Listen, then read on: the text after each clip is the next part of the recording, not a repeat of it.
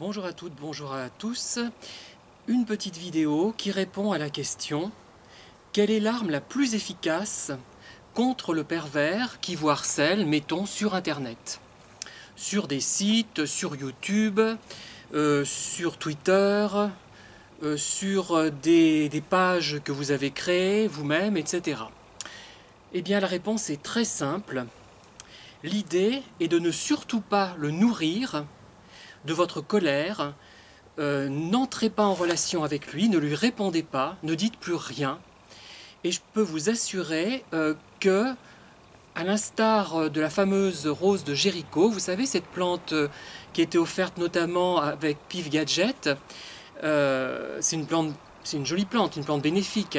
Si on ne la plonge pas dans l'eau, elle reste toute sèche. Si on la nourrit en la mettant dans l'eau, elle commence à s'épanouir.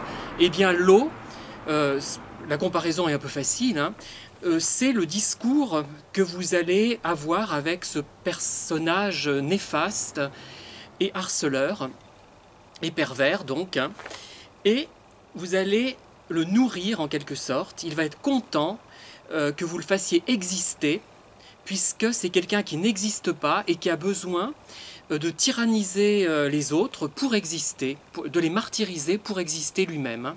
On le sait, on l'a répété au moins 20 000 fois.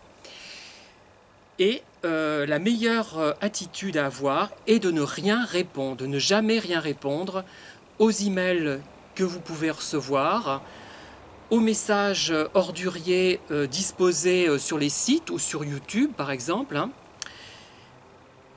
Effectivement, vous pouvez éventuellement porter plainte, vous adresser à la CNIL, mais finalement ça va le nourrir. Ça va lui donner de l'importance, une importance qu'il n'a pas. Il n'a aucune importance, il n'existe pas. Et c'est ça qui est intéressant à savoir, hein. Il tient un discours positif à un moment donné pour vous raccrocher, et ensuite il va vous dénigrer.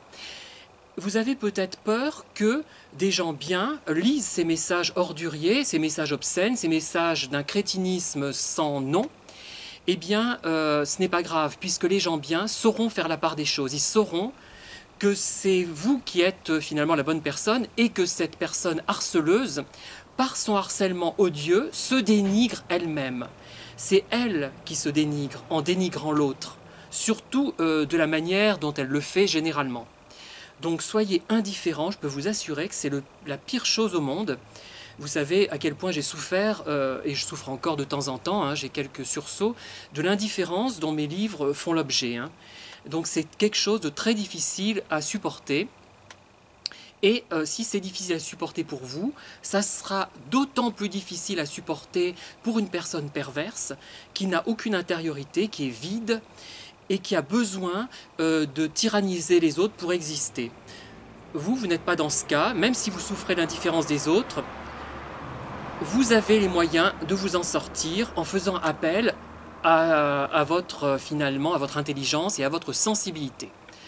Donc, transformez-vous en l'allégorie du silence, de l'indifférence.